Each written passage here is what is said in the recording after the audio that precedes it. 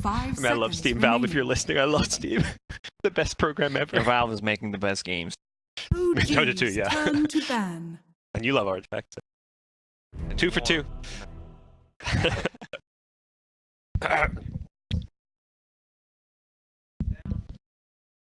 They were right.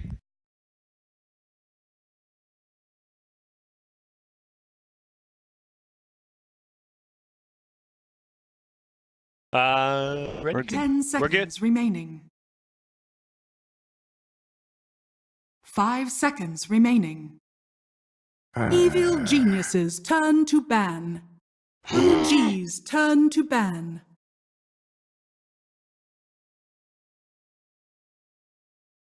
Welcome back, Evil ladies and gentlemen. It is geniuses EG turn to OG ban. here to Turn start to off day ban. number 2 of group stages.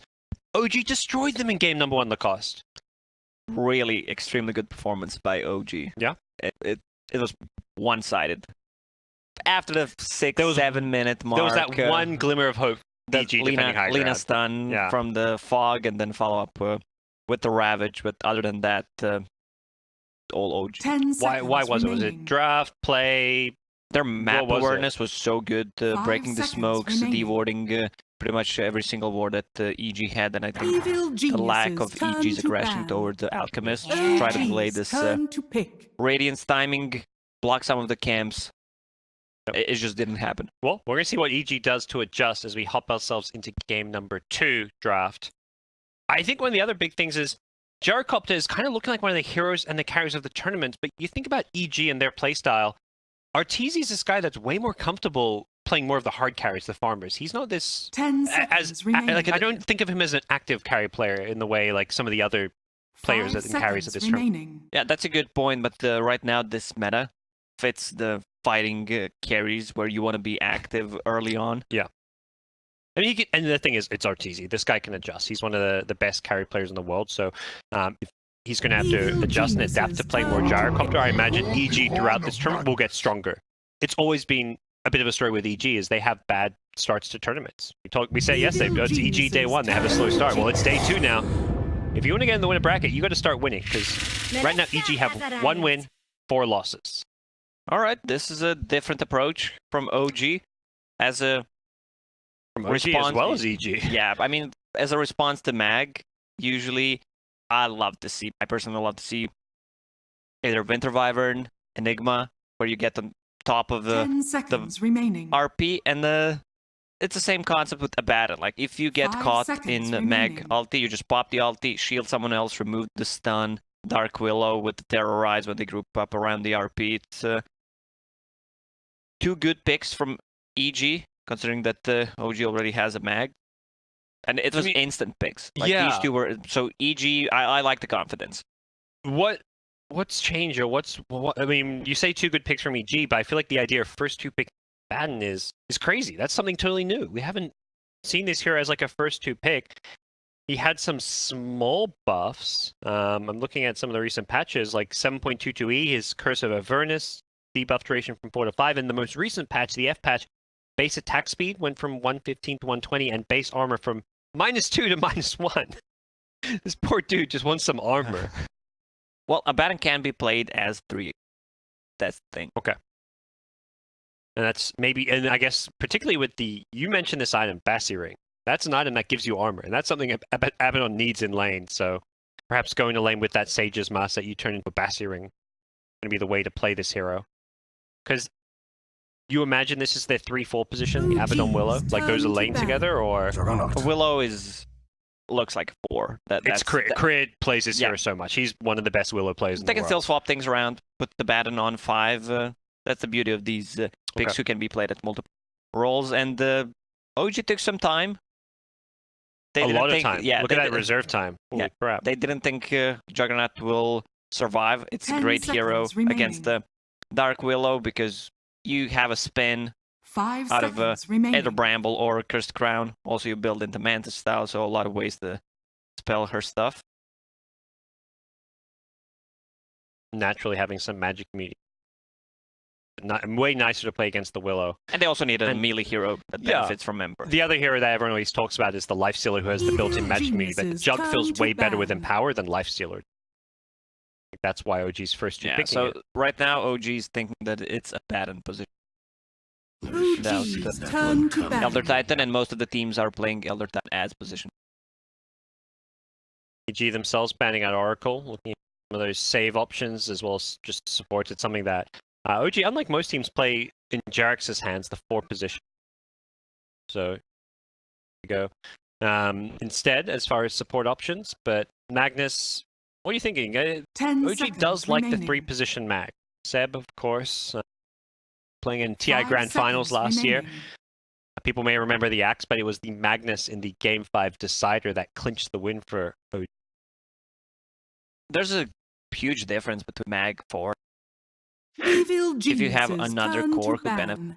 power on a mid lane, position 4 Magnus just feels better because your job is to run around, stack camps, get a blank dagger timing, that shared gold, and empower both of the cores. But if you're playing position 3, that means you're not going to be running around the map empowering your cores. You want to get the farm yourself. You want to get that Greaves or a 10 seconds So if he's playing remaining. position 3, we're less likely to see like a mid laner that wants the empower as much. We could 5 just see a seconds typical remaining. Topson, Invokers, Zeus, if you want to go back to that TI Grand Finals. So they may just settle for just the Jug as the empower. Magnus himself is like, I'll just empower myself and hit the jungle. Sans, OG ban out the Naga with the T. A Siren. Let's go. Very hard to kind of, early days TI groups, these teams go for so long without playing any officials. There's only scrims, which we don't have access to, the viewers don't have access to, and drafts change so much. It feels like you always come to TI with no understanding of what teams are going to be drafting. Like some of the heroes are going to be strong as expected, Sure. like Shadow Evil Demon, geniuses turn to Enchantress, pick. Alchemist. but like seeing a first 2 Abaddon, like no one was predicting that one. I still feel like Winter Wyvern is a good pick. The only thing about for bit lack of silences. Decide to go for it. OG's turn to pick. It'll be Bane instead. All right. It's a save as well. It's a save, and they needed some Pierce's Juggernaut spin so he can different side of the map, split pushing. Yeah, that it ticks a lot of the boxes there. The Blade Fury piercing disable as well as that. It's not the best of saves. Like Nightmare can be hit or miss as far as how it's used as 10 a save. seconds. Yeah, I was thinking about remaining. Winter Wyvern because you can stop his spin, and also Juggernaut 5 ulti is seconds not that remaining. effective again. The Fly definitely playing the Bane as a 5 position. There's not really any other role that this Bane hero can fit into. And OG now looking most likely for some of their own supports. We don't quite know for sure whether Magnus is played as a 4 or a 3. No Tails hero is what you'd kind of typically expect to see come out here with the They open up, Evil if they pick geniuses position turn 5, they're not to going to reveal it. Jarek's played this last game, so we'll see where that's going to go. And Stands TZ ready. didn't waste time. They insta-picked Sven. They knew what they wanted, regardless of what OG took. Arteezy Sven, he's very. This is to me more Arteezy in his comfort zone. Seeing him on the gyrocopter, go back several years, he played a lot of gyro, but these days, heroes like Sven, where you get 2 or 3 items and then you come online, that's 10 more the seconds kind of remaining. Arteezy style of playing Dota. Yeah, there's a difference between 5 the seconds Gyro Sven remaining. usually just wants to join fights Evil when geniuses ulti is up, turn to farm up, ban. as I said, 3-4 items. And I was wondering where this little green Oh. Skelly is, and here he is. I mean, Pugna is just gonna cripple Sven. It's so good. Also, Dark Willow. Her spells are really costly. I mean, this is a scary looking OG draft. Not to say there's anything wrong with 10 EGs. You look at seconds EGs and like remaining. Sven Bane, like this, they've got answers to the Jug with the Bane. 5 They've got a strong seconds lane with this remaining. Dark Willow Abaddon. At least we think they do. We'll have to see just how that fares. So, Pugna in action. This has always been one of Topson's heroes, typically as well. There's a chance we see some kind of like a Pugna Magnus 3-4, but I would lean much more towards Pugna being the mid here. Yeah, it looks like it's Pugna. I mean, they can still swap things around. A lot of sustain with Pugna's life drain and OG's turn to ban. Jug's healing ward. And then bad Invokers, so they're actually considering... Well, I was going to say, considering Pugna being a 3 position and then a mid hero, but OG ran 4 position Invoker. They had Jerex played as a support, and that's not the only support Invoker we've seen. There's been a couple. Team Secret also played. Yes, yep, sorry. For this 10 Quas seconds Wex, remaining. Cold Snap, 4 position Invoker. Very pesky. 5 seconds remaining. And that would have actually fit quite nicely behind the Team's Magnus. turn to pick. Band looking at. Kanga's looked really good this turn. For sure. Kanka is the hero that you get 2 bracers, you become so tanky, and once you hit level 6, they need to bring 2, sometimes even 3 heroes if they want to kill you. Otherwise, you're not dying. The magical resistance from 2 bracers and the 10 HP seconds plus a remaining. rum. Yeah. You're super tanky. None of your spells cost that much mana, so 5 playing Kanka into seconds Pugna, remaining. you feel good about it, and you have multiple ways to cancel his Yeah. life drain. Even if you get stomped, let's say, Evil geniuses. between turn 2nd to and pick. 4th minute, you can always just X-mark yourself, TP back, play around the shrines if it's needed. You have enough sustain. Go. This guy always makes his way back into TI. Disappear throughout the year. Not that he has disappeared throughout the year, but for one of the iconic TI heroes. Looks likely Jarek's playing him. Remaining. G thinking it is the absolutely 5 perfect seconds pick for this remaining. game. So they need a mid hero. It looks like it's definitely plugging a mid. They know Yep. the matchup. Are you looking for a lane counter, or just want something that fits your draft? If you're Puck could be a good pickup, or Choose your this. hero. Yeah, something Yeah. elusive, because they don't have a lot of lockdown. There's an Earthshaker, yes, but he needs to commit hard to act. So we'll see Sumail playing Ember Spirit, one of the more prominently picked heroes of this tournament. The flexibility between Ember being a mid laner as well as a safe laner, part of that, but also just a all-around strong hero that comes online nice and early with this max sleight of fist that you can just spam. The constant damage adds up throughout a team fight. For a G, Shaker Magnus is not really the scariest of dual lanes. If anything, you're just maybe looking at Shaker like pulling waves or messing with the creep equilibrium using fissure. Doesn't really feel like that dual lane that's going to actually be able Yeah, to... there's not going to be remaining. too much kill potential on that lane, unless they get a good block and 5 then maybe seconds skewer remaining. under the tower. But as you mentioned, they'll probably try to drag the creeps under their tower, just farm up and focus on the top lane. There's a lot of kill potential since you can use the Ink Swell on magic immune units now, so spin plus swell, pretty deadly. Probably would be a big part why they wanted it. Because it is going to be a 5 position on 4 that we saw last game. But you got to imagine this game, Arteezy sees this lane, he's probably thinking, I'm free farmed. You're playing Sven into a Shaker Magnus lane, there's nothing they can do to contest your farm. It's probably looking a happy farmer this game, and you can have Fly, this is one of those 5 positions that loves to sack the jungle camps as well, so should be a good game. I feel like EG, to me, have a better, more well-rounded draft. And that's more in their comfort zone. It's not just about, how their draft match up against their opponents, but this feels much more like an EG style of draft. I have a theory, like if a Baron can get Aghanim Scepter here, you shoot coils in the 1600 range if you get Ags. Okay.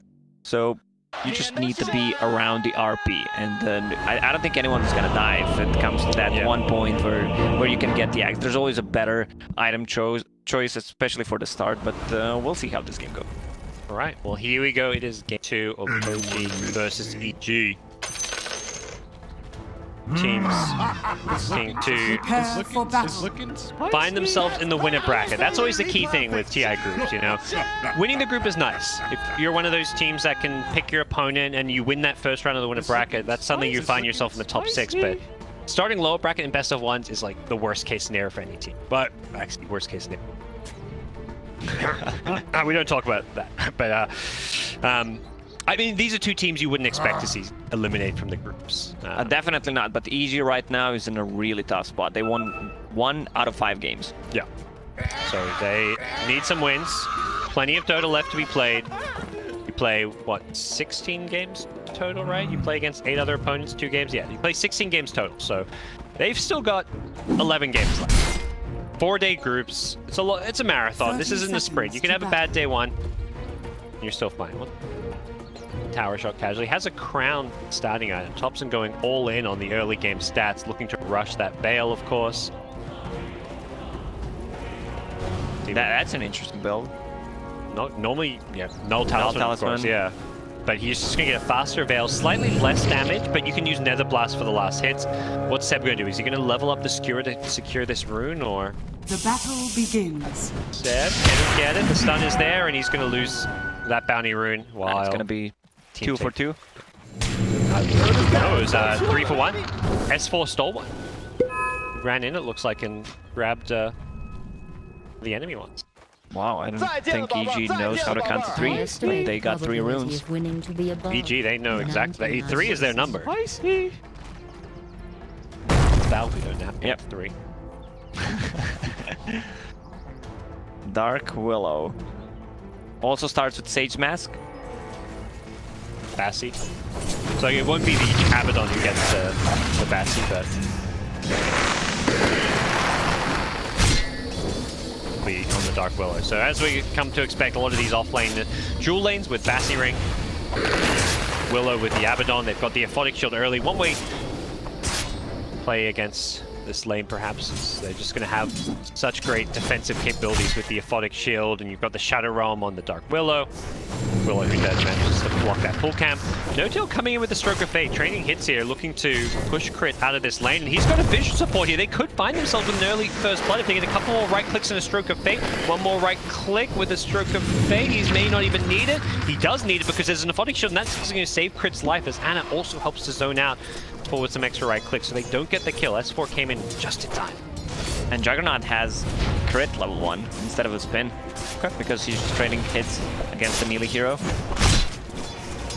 This is something, yeah, we see sometimes in these melee versus melee matchups where the crit as single target damage is better than the spin. Level 1, you don't necessarily go for the kill. You don't even have any points in the Inkswell yet, so Anna just wants that 20% crit chance. Brambles coming out. Try and mess with some of the last hits and cure this lane a bit, but here comes Jerax with these crits. If he gets the block in, he blocks his forward, doesn't hit him with the stun, but he's completely surrounded. Now he levels up the spin. They are looking for his skill, but Jerax is very low. The Stroke of Fate is there, and Anna should be able to get the first blood. Gets the kill just before No-Tail goes down. That's a shared bounty. Nice little sidestep from Abaddon to not get stunned at least, but with that block, there's nothing you can do about it. Ember Spirit picked up a haste rune on the mid lane. Scariest of things, perhaps, but see a full-on tri-lane from OG. Thompson, is he going to get killed here by Sumail? The decrypt is there. The Nether Blast, 1 or 2 more right clicks. Thompson has a tango. He tried to go for the tree block. Oh, that would have been so good if it worked. Ember Spirit had a Quelling Blade, so I don't think that would have mattered. And now Ember Spirit has enough money to buy a bottle after this creep. Doesn't have to go for that suicide to tower play that you often see when these mid solo kills happen. Thompson tries to find the D-Ward mid, but guesses wrong, and Dire Ward is on the other side as bottom lane. And get another kill on S4. This tri-lane finding a lot of action early on. Dire Vision, 2 Dire Wards around this mid lane. Really want to make sure Sumail doesn't get pressured too bad of a time early on. And Sumail flies out the courier to the side shop, to the secret shop to actually get a bottle faster. Meanwhile, in the top lane, it's Seb who's alone. A lot of kill potential from Bane and Sven. He can't really TP out. He's having a good start until that death, though. He's got 9 CS. He's level 3.5, so despite the death there, it has been an okay lane, considering it's a 1v2. Prep. Extra fissure damage as Thompson doesn't go for the Nether Blast. I think knowing that the Sleight of Fist can be used to dodge that Nether Blast. We're seeing it again here as bottom lane Anna actually goes down. Brings Dark Willow. Seeing that kill. They need to control the runes, both of the mids. Okay, actually, Thompson bought a Hell instead of a bottle. Really rushing his Veil. He's going to have it before he even hits level 6. So he's looking to set some records on fastest Veil timing, it seems.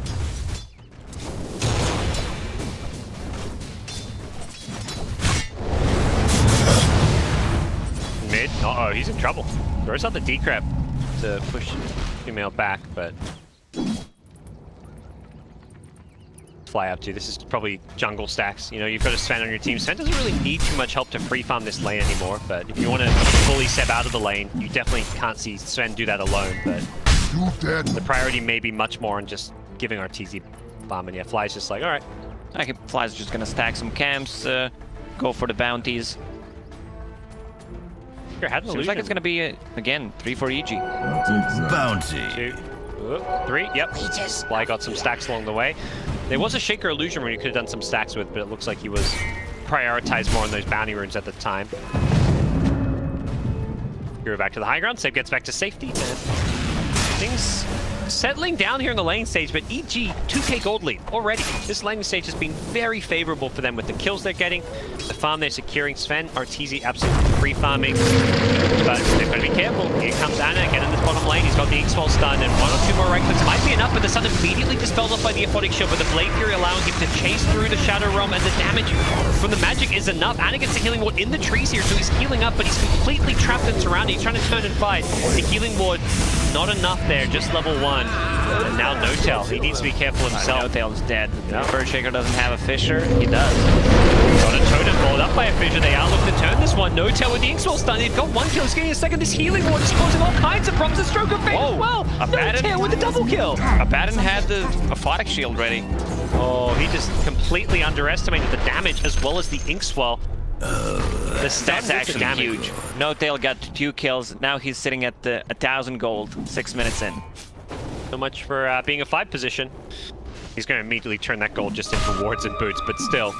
That healing ward was so underrated as well. I don't even know if they realized the healing ward was there because they killed Anna despite it doing some healing. But it came into play later on for those supports. Managed to get the better of the EG aggression. 7 Ember, Pugna, well 7 himself. I mean, someone should post this on Reddit. Check the hero.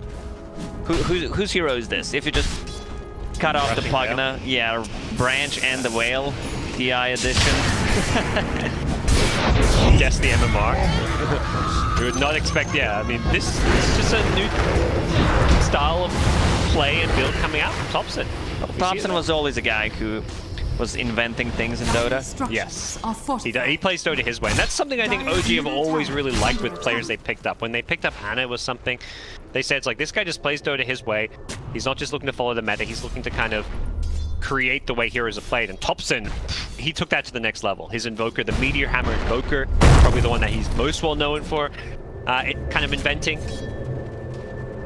Here he is with a Naked Veil plus single branch. Now turn that into some brown boots. Now they should know something is up. Bane. You'd expect a ward somewhere. The question is, will you find it on this hill? They have a sentry on the hill, so they know it's not there.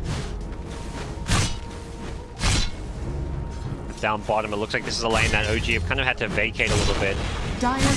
Really spent much time contesting it, and it's just going to be falling back to the jungle, I imagine. Mid lane, Thompson, He's been gone on here. He's got the life drain. He's trying to get the Willow, but Willow gets out of range for it, so he will end up going down to the Sleight of Fist. Nice attempt by Thompson to turn it around. Going for the life drain on a hero that was at such a long range that it could be easily broken. Dire's middle tower has been denied. Haste rune at bottom. If Emperor Spirit gets that, Bane is just guarding it. He can easily gank the side lane. Uh-oh, No-Tail. This is not a lane you want to really be in at this point if you're OG, but that's why they send their 5 position down there. Yeah, that's going to be a free tier 1 tower on the bottom lane. His job is just to try and defend this and keep it alive as long as possible using Stroke of Fate, but EG understanding that, punish him and followed up by defending tier 1 tower. TZ with the last hit. That's almost his Midas complete. 9-minute Midas phase boots 1. Really good timing on his items. His top lane just found another kill. RP used. I mean, it's 9-minute mark, you're gonna use it to get a single kill. Same goes for Enigma and the Black Hole. Whenever it's ready, if you can get something happen, you should do it. No-Tail's here, the scan connected, so RTZ is looking to come in from behind. They're just gonna go dive for this kill. Sleight of Fist to start with some damage. The Fissure will catch them out a little bit here. Remnant on forward. RTZ's got the stun, and this should be a dead No-Tail. Goes for one last stroke of faith, but won't get a chance to throw it out before he dies. Base for an Ember. Under attack. But he's out of mana. Oh, he jukes it. Sumail with the read. Sees the two pump fakes and jukes the actual totem, but that was a dropping fast. Thompson, it's up to him to come in and respond to this one. There is a fissure. S4 has got the level 6. He can level up the borrowed time, and he's going to choose to do so. But he's been stunned up, and I think he may just die here if he's not careful. He does have the stun from Arteezy to help him out. Thompson is still looking to chase. Nether Blast is there, but there's no life drain, so Raindrop, no. And the Bracer will keep him alive. He also has a flask, and the backpack will heal himself fully. Bounty rune spawning. Oh, bounty rune. That was four bounties for yeah. EG. Okay, and yeah, Anna was not able to get either of those top ones. It was crit both. Unlike last game, this time around it's EG with a much better laning stage. And it's not necessarily entirely off of aggression, although we have seen Arteezy move around the map from top down to bottom to push to mid. But it's very much around also balancing out the aggression with farming. Arteezy with the Midas, the stacks as well in the jungle. They are playing nice and efficient Dota as well. Thompson, he's really deep here. He's really dead. Yeah. Out of the position, trying to make too much happen. EG 4,000 network lead with 11 minutes in. But they have two supports who can't really shout out the waves. These are like two worst heroes. Anna, TP's in. The Blade Fury on. To get himself out of a precarious position. And you know, OG's lineup, you're looking at Empower Jug, you're looking at defending with RP. This is the kind of draft that will play from behind, and all it takes is one team fight to turn this game. Exactly, but there's this uncontested Sven who has Hand of Midas, level 9. It's going to be a really different game from what Arteezy had in game number 1. This is not going to be the Arteezy struggle that we had. Game 1, it was like he knew he had to fight as a gyrocopter, and the fights they were taking weren't working out for him. So he wasn't farming, he wasn't getting kills, but this time around, he's getting kills and he's farming creeps. He's 3-0-2, while having stacks to farm and taking over the jungle as well. Mel also 3-0-2 on his Ember Spirit. The G core duo having a fantastic start here. You can see what kind of game OG is playing right now. I mean, they don't have a single observer board over the river. They've gone in on No-Tail here with the grip. And No-Tail's staying alive here. The RP comes just to cancel that grip, although it was about to wear off. Jamel's going to be a little bit careful. Gets caught by the X-Fall stun. Is he going to go for this kill? Has a Sleight of Fist. Cancels the salve. Jamel isn't going to commit for the kill. Has been killed. Dire lose that courier mid. I believe Tower Shots just finished him off, and Jamel has Remnants here. What's he up to? Plenty of mana just to Remnant away, and I don't think they're going to be able to get this kill. Sleight of Fist, Remnant away.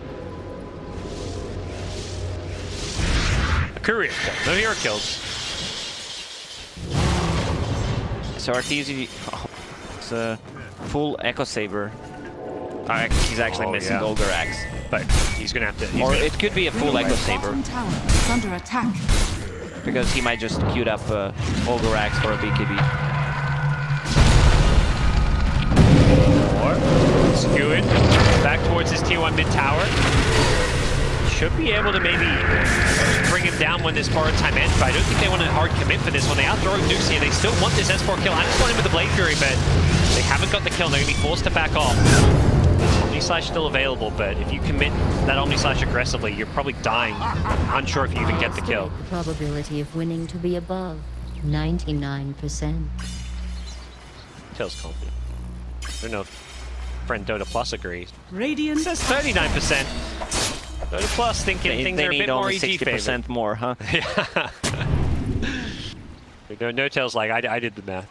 OG does not want to take a fight right now. They want to finish the items. They want any item on Seb. He's going for Pipe. And the Earthshaker needs 1,000 gold to finish off his Blink Dagger. Right now they're in a really spot where they just want to farm. With the Empower on Jug, get a couple of items. Yeah, just going from neutrals to neutrals. Once you get that, at least Manta style as a defensive tool. for EG. You know, you can match this farm. If anything, you can kind of outpace it with the Sven Midas, although the Echo Saber being removed also does make that harder. And Thompson, again, finds a kill on Crit here in the mid lane.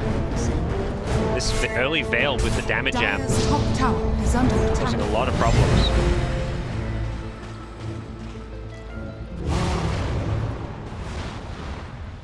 Bold move into this enemy jungle, just trying to scout out some of these stacks to see what's going on. Sven's turning this on with the stun though. Hasn't got any follow-up lockdown, doesn't look like it. The Bane not quite here, at least not right now. Jerk's charging on forward, has the turn, they're trying to bait out this borrowed time. Echo Slam comes in, doesn't do a whole lot of damage, barely clips Arteezy and S4. Borrowed times it off here as Arteezy does pop the God Streak. Is he going to look to go in and find the Stewart? Is there followed by an RP with the fear? It stops the Omni Slash, that saves their lives here. They could still look to turn this one around. Anna goes in with the healing ward, but without the Omni Slash on the RP, Crit saves the day. The healing ward gets sniped as well by Sumail. He does manage to dodge the stun from the Stormbolt here as Anna goes charging forward here. The Blade Fury damage should be enough with the Omni Slash fall. He doesn't even need the Omni Slash. He finds it now. He gets the double kill. Anna playing this fight so incredibly well in the back lines. He's been nightmared up though. Sumail like chase and kill. Looks like Anna's going to be back to safety as Sumail. Yeah, he's going to slide a fist down the Pugna. Sumail on a mega kill streak. Sumail can do whatever he wants in this fight because he has a Baron behind him to back him up with the Aphotic Shield and nice grip from the Bane, but from the high ground. But this is not the target that you want to go for. It was OG coming out on top of that fight in terms of gold though, even though it was a 3 for 2. Once Mag uses the RP, you do not want to focus him after that. It was such a good fear coming out from Dark Willow. If not for that, Anna had an Omni Slash, or even just right clicks on top of the RP. That would have been such a good team fight for OG. And so, Anna's very happy with the outcome. He got 2 big kills in that fight. Sven and Abaddon. He killed 2 cores. That's why OG got so much gold out of that, despite it being a 2 for 3 trade, numbers favoring EG as far as the kills, total kills go. Are scanning.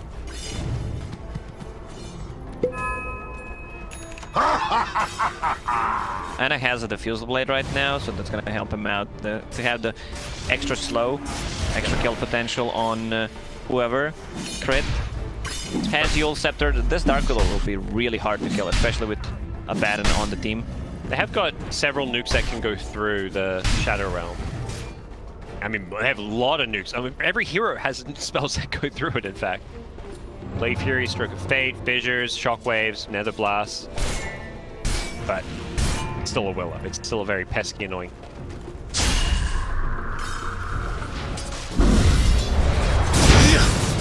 Lads picked up by S4, so it's going to be just seeing all those teamfight items coming out from the offlaners. S4's Abaddon and even the Magnus. The hood completed, looking for that fast pipe. Down bottom, Seb could be in some trouble here. Yeah. Mules into Bramble. They pop the God Streak. Instantly the tips come into play. Yeah, I don't think they needed the God Strength, but still. They're just gonna pressure the bottom tower a little bit. These 2 supports from EG, they're not good at killing creeps, but they're really good at killing every single time the ulti is up, either Fiend's Grip or when you have a Bedlam. Now he has a pretty easy setup with Curse Crown into Yule Scepter. EG want this tier 1 mid tower, but they lost their creep wave. Instead, we may just see them. Yeah, he knows there's a ward there. The tower hit should not have reached him, so. The ward gets revealed, but it also expires, so. EG will not find any D-ward money for themselves. Tier 1 mid tower claim, so both teams losing their tier 1 mid, such a crucial tower and objective to be looking for. Oh, double damage, Jug, Smoke. Right into Roshan they go. Do Dire know this? I think there's a Radiant Pinks coming out. I don't believe EG actually... They don't know what's happening. Yeah. There's such good Radiant vision, and Seb's positioned on the outside of the pit. He wants to be able to, you know, scout your... Now they know. Yeah. But it's gonna be too late. Thompson. Fear himself out. They need to get that fear in soon. I believe they're going to be a little bit too late here. Can Crit get in on time? He's got a Blade Fury as well if he needs to use it. Anna's trying to get it low there. It's going to be a Remnant into the pit. He comes in too late. Anna's already got it. Anna picked up the Aegis, spoils the Roshan kill. And OG want to take this fight. Now they've got an Aegis. They take out the Dark Willow to start the fight. Arteezy comes to the backline, goes on the Pugna, but the problem is he's got no solution for the knee grip. There's no BKB. He's been up now as well. The RP catches out a couple here. Ana charging forward. He's still got Omni Slash, but he doesn't want to commit on too well. But he does once he's burned his mana. He knows there was no fire running out. He burned his mana with the Diffusal Blade. He's killed off 3. S4 now in trouble. No borrowed time available. They're killing him one by one. Jarek tips S4. I think they know this Swede has no escape to the Diffusal Blade slow. S4 is going to be the 4th casualty. Arteezy got RP. He does survive, but that's because OG were focusing on the rest of the kills. It's a really risky play, but I think Dark Willow should have gone for Terrorize inside the Roche pit after that. Tried to use the Bramble to get some vision, but also Sumail went in with the Remnants to get a Roche kill, maybe even get the Aegis, but Ana still has the Aegis. Now they're gonna pick up 4 bounties. Jarex has a Blink Dagger and an ulti. They can still take this fight. Yeah, it's like there's bounties that spawn, and I think part of them is like, oh, we're gonna fall back and get bounty runes, but then they're also like, wait, we're really strong right now. Let's take a fight, maybe. The Blink Dagger position on the high ground stops Fly from entering his own jungle, but it does look like, yeah, they're gonna reset. They're gonna fall back, take some bounty runes. Are scanning. They should try and take another fight while they're still weak. Is under attack. Or they can wait for Mag's RP, and the Pipe can just use the courier. 40 seconds until next RP. Do they have another smoke? They do. And also Grimstroke hit the level 10 a couple of minutes ago, so he's good to play this game. I feel like the supports with GPM Radiant's talents bottom tower is under attack. probably the strongest ones. Ogre, Wyvern, Grimstroke. Under attack. Grimstroke's happy camper with his GPM talent. Dire's top tower has fallen. And it's the contested T2 tower top. Sven doing what he can mid. He's got the Blink Dagger, so not the easiest here to go find. Arteezy, it feels like the same problem as last game. A very different game overall, but it's this BKB timing of his that just comes a little bit too late. He needed it like for that fight there in order to take a team fight. Either that or Abaddon needs to take care of him. Yeah. And again, he can't really defend. He's going in on the backlines here. He's looking for the Pugna. Can he finish him off? Thompson. He's got his decrypt to help him out. He's got the ward on the high ground as well as a life drain. He's got the double life drain as well with the soul fight. He's healing so much because of this. S4's borrowed time comes up, but Thompson's back to full health. And they've lost the Shaker though, but OG still want to take this fight with the Aegis in hand.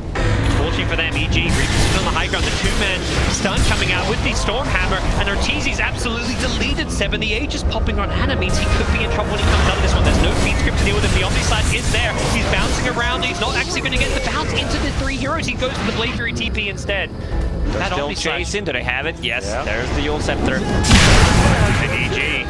Ultra kill for Arteezy. Well, you mentioned he needs Abaddon to take care of him. Arteezy just says, I'll take care of myself. He hits multiple hero stuns with his Stormhammer, catches out the backlines.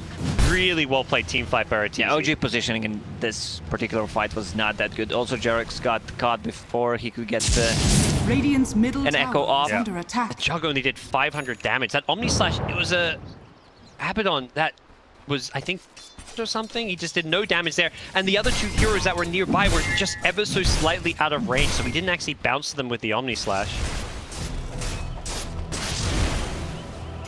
Not the fight OG were hoping for. But this is exactly what they need. EG punished that mistake from OG. Also, there was a really good fear on top of it. It was a 3 or 4-man fear.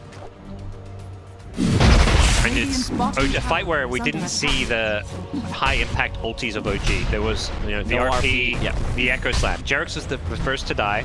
Seb never found an RP. Doesn't have Blink Dagger in it. It feels like those are tools that they need to find a way to have them come into play in these team fights. As much as it looked good, like Thompson with that double life drain with the Soulbind, healing himself back up to full, it felt like Arteezy's initiation didn't really succeed. It doesn't amount to much when you still can't find an Echo or an RP. OG can still take this fight. For sure, they just need to position themselves properly. It feels like it's going to be a smoke, put a sentry ward. The lanes, bottom lane is not pushed out. Top and middle lane is in a decent spot. But there's a counter smoke from EG. Leading the way with that Blink BKB now. So this next fight's with the BKB, and that's where it gets even harder. Gotta protect their... Magnus or Shaker needs to get off a good ultimate. Ideally both. Oh, they sail that ward get planted, I want to say. And yeah, they know exactly where they are. Anna just goes charging in forward, gets the slow from the defusal. Inhibit called. If someone asked you what the inhibit is, would you know? Yeah. I mean, I'm a item connoisseur when it comes to Dota.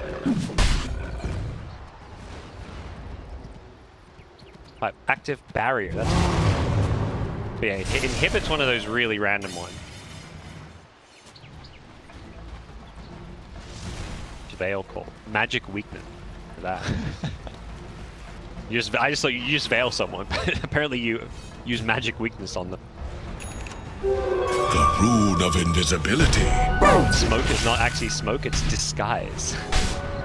Wow.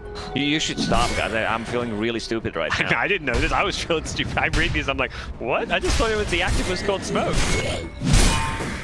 BKB's active called Avatar? Did you know it's called Avatar? I feel like this has just changed, right? Surely it was. This hasn't always been Avatar.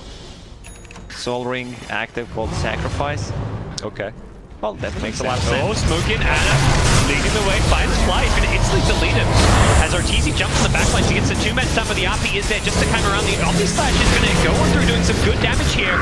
Spear looking for the backlines, will catch out a couple. Actually catches out Anna as the Omni Slash wears off, but Arteezy is so incredibly low, looking for a blink out, I imagine. Or even a blink back in. Thompson, he gets killed off by Arteezy Stormhammer. Doug. Looking for gun down crit here. Anna needs a couple more right clicks, but he's being gripped up now. Skewer is there, cancels the Fiend's grip. Nicely played by Magnus, keeping him alive. As that's going to force out a Remnant just to escape here. Seb charging on forward. They should be able to at least finish off the Bane here. And Jarek knows that's a dead Bane. He's looking for more. He blinks past, but there's no fresh targets to go for. I think EG is fine with that. Even though Bane died back there, they still forced the buyback out of Pagna. And I love what Anna did there. He instantly uses Omni Slash on Sven, so he can't take the fight. Even though he popped the God Strength, he was on half HP, can't really come back, especially if Abaddon is not healing him. They're still going to try and push this one. They bought back the Pugna, but they feel confident. And on the front lines is just so tanky with this Skadi Manta style. Just getting a tier 3 tower will allow them to take some shrines as well. Anna goes for the Blade Fury, doing what damage he can with the Nether Blast. He'll actually look to commit onto Arteezy, who doesn't have God Strength still, so some good damage being dealt here with the Siege Creep and the Nether Blast. His tower's down to 260 health. Anna wants back in, he wants to finish this one off, and he's going to succeed. Healing Ward is ready. Don't have to force it and go for the Raxay OG. They're going to back off and go for these shrines, prioritizing that top shrine, the ones near Roshan. Roche will spawn in 30 seconds. That's a quick spawn. They're going to have their ultis up when the Roche spawns. Talk about supports with GPM. Dark Willow hits level 15 and gets hers. Radiant are scanning. Not willing to hard commit to the shrine. They threw some Nether Blast, but Anna did not want to right-click it, as knowing EG have God Strength back up. That was very much the timing. They go for that high ground push. Those 20-30 seconds without God Strength then. As a result, G could not defend their tier 3. But this Roche fight is going to be so hotly contested. Fighting around Roshan, this is where buybacks really come into play. And Pugna, buyback on cooldown means Thompson has to play this Roche fight incredibly close. All two males just going to go rendeting in. They get the 2-man route. Is there a few to follow up? You betcha. Catches out 2. Jarek is in trouble. He's been taken out by Arteezy. Instantly buys back, but they've also lost No-Tail, who does not have a buyback. And Thompson, we talked about his buyback stats. He's dead for 75. This could be EG securing themselves Roshan. Anna's been slept up. Is there a Fiend's Grip? It's on cooldown. It's already being used. Anna's got the Blade Fury. Anna still has ulti. Ember Sprint's out of Remnant. Yeah, they throw out the RP. That's going to be a nightmare to try and save him. Sumail's out of mana. Sumail's dead, and they're going to lose Sven as well. Anna with a double kill for his team. Only got the 1 kill. Godlike streak on Arteezy is ended, as S4 does not have borrowed time, and the Blade Fury is just going to look to chase him down. Jarek's with the stuns. His buyback coming into play there. They should go straight into Roche Pit. They still have a healing ward. EG, they got way too confident there with the Pagna, who had no buyback, Grimstroke as well. But with one good Echo Slam and Anna with ulti, Also, Ember Spirit had no remnant to fall back to. They used so much of their control to kill the rest of OG that Ana, he was nightmared up there, but they didn't have any follow-up stuns. Teasy was either out of mana or just didn't have his Stormhammer up because Ana, the second that Nightmare wore off, just laid Fury back safely, re-engaged, and destroyed them with the RP. Yeah, and with the Scotty, that's one of the best items you can get against the Sven. Yeah. Also, he's sitting on 40 plus armor on Juggernaut, so Sven can't really focus him down. Almost 3,000 HP. 3,000 plus gold on Jarex as well. He managed to end Arteezy's godlike streak on 1,300 gold. And he's filthy rich. He did have to buy back. So this is where you have Aegis on OG's side, but you've got to be careful. Earthshaker, Pugna, no buybacks. Ana, though, in the front lines with an Aegis, he is going to be the one that looks to just break the high ground. So even though Ana's got buyback, they still give him the Aegis because of the style of play that we're going to be seeing from OG, where they want to have this job. He's the one sieging. He's the one that benefits most from an Aegis.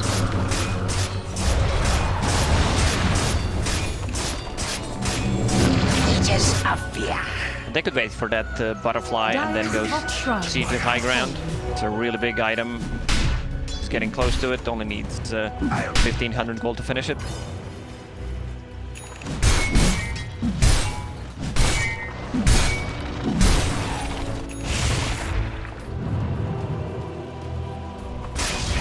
Butterfly coming soon. Also, the Jug's 25, so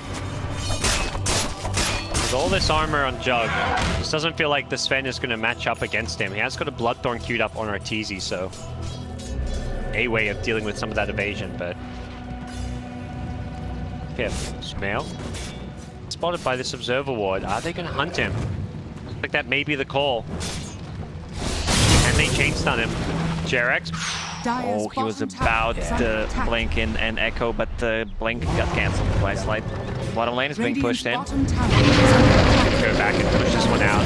One thing I noticed from the yesterday is that a lot of safe lane towers are being killed 20, 25 plus minutes in. Look, OG's tier 1 tower on top still standing. Dire's bottom shrine. And they just killed the safe lane tower on the bottom. Yeah, it's just not a priority to play around that part of the map. Here you go, Ana. He Dire's bottom gets the shrine. butterfly level 24.5. He may wait for level 25 before they go for the high ground push. Aegis still with 3 minutes left on it, so good healthy window for him to keep on farming for a minute or two if they want to, but Shaker's actually staying up top. OG's laying a trap. They're going to show well, not really showing these heroes, but maybe they're expecting to be scouted up by a ward or something. Dire's bottom tower is They're showing the Jug, so I think the expectation is that this top lane is a safe lane to push, but eventually Jarex says... Jarex was there. There was a huge creep wave. If someone overcommitted, he could have gotten a solo kill. No one on EG was willing to go for that tower. I think recognizing, you know, this Shaker is not showing on the map. If you don't see Shaker, you can't really go for that push. Even now, they're like hiding in the trees, and Arteezy only blinks out because he's got several teammates, including the Abaddon, behind him to save his life. Radiant's top tower is under King's attack. mid though. OG want to go high ground. They see Arteezy Arteezy spend top, and this is where like, well, if they're going to be top, we got to force them back. Keep EG honest. Make sure they don't play out of the map. You want to force them to defend. And EG may just have to give up this Rax. Good news, it looks like they want to try and defend this one. S4 gets stunned up, he's going to lose his entire mana pool, and the borrowed time force out as well. So now there's a 50-second window with it on cooldown, and Ana doesn't actually dodge the stun, it finds him afterwards, but he's more than okay with this butterfly Aegis. He's just going to take out this melee rack uncontested, essentially. Sven is dealing no damage to him. The mischance from butterfly, and now he's sitting at 50 armor, 49. And they're just going to swing bottom. They say, let's just do that again, right? If they can't defend mid, what's to say they can defend bottom? But if you're EG, you do not want to go down a second melee Rax. That's where this game gets very difficult to play. Abaddon needs to be close, but maybe needs to stand a bit further behind because they're just popping his borrowed time every single time the fight starts. Plus 1 They're second going all in. duration, yeah. Bloodthorn on Sven. Wants to be able to deal with this Jug. Jug just hit level 25 though, so an extra second of Omni Slash. Usually you often see that extra health, but I think he just feels tanky enough as it is, and once that ability is just Omni Slash the Sven. Gets going with the Bloodthorn, but there's an instant Manta. Ana pops the Blade Fury, he's going to force Arteezy back on the backlines. It was actually the Ember Spirit who initiated it. He's forced to defensively Remnant out of there. He's low at mana, those two males. Got to be careful. Bottling back up to try and take this fight. Anna with the Lotus Orb bounces the stun back from the Sven. Aegis lasting for 30 more seconds here. Dire's middle barracks are under Anna, attack. Nightmare is on him. Anyone to take it off? Doesn't look like it. Seth just throws out an Empower. Sven popping the God Strength here. Is he going to go in? Use the Bloodthorn on him. Yeah, he's going to look to take out Anna's first life. Is he even got the damage for it? There we go. They popped the Aegis. That Aegis was expiring in 15 seconds anyways. Can they take this fight now? Anna immediately Blade Fears on the backline. They've lost crit though. That's the big kill. They were looking maybe for a Dark Willow Terrorize onto Anna. Instead he's going to be forced to buy back. Anna with the Lotus Orb still on the front lines here. Arteezy can't really throw out that stun unless he's willing to commit a BKB. Does Anna go for this melee Rax or do OG play it safe? Bringing something on Jug. Alright, they're giving Got it the Gs. Yeah. It's making... You've got to space. burst This him now. Lotus Orb is doing God's work because Sven can't really throw He's his out of stun. mana. Sven, he's down to 150 mana. He can't actually take this fight, even if they don't kill him. Ortiz forced back to the Fountain, so I think OG may try and take this Rax. The problem is no one can really wake him up. If Magnus wakes him up, he probably dies for it. So you let Anna take the Rax here. He's got Blade Fury if you want to use it now, but Sam hiding in the trees. He gets the RP on the backline. This Hero in forward. They're going to throw it on these sides. Arteezy does get the BKB up, but he's dying to dieback. Arteezy's being bashed up as well. It's a dieback. He's beyond godlike. Anna absolutely destroys them on the backline. Sumail, he's trying to do what he can. He's gone in 1 versus 3. He's lost his Willow. That's a dieback from Crit as well. And Sumail is in all sorts of trouble. EG running out of lives. They're just all dead. They're so bound up. 2 of them linked together. The Skewer are going to push them as well. And it looks like EG, they're down to their last lives here. They buy back on the Ember Spirit. S4 gets taken out as well. He's got no buyback. Jerix is invis in the backlines with the Shadow Blade. He stuns up Sumail once, gets the second stun as well. That's an instant dieback from him, and I think this is GG. EG have been 2-0'd by their nemesis. OG take them out once again. It's a bit of deja vu from the last time these two teams met at TI. OG's understanding of the game can be shown in this series. Sums it up, the way they're playing the map, the warding, everything. You see, they're playing so passively early on because they have a mag. They're just building the items. All they need is one good fight with an RP, with the good Shaker ulti, and this Juggernaut is getting out of control. Sven can't do anything about it. Yeah, I mean, this is the OG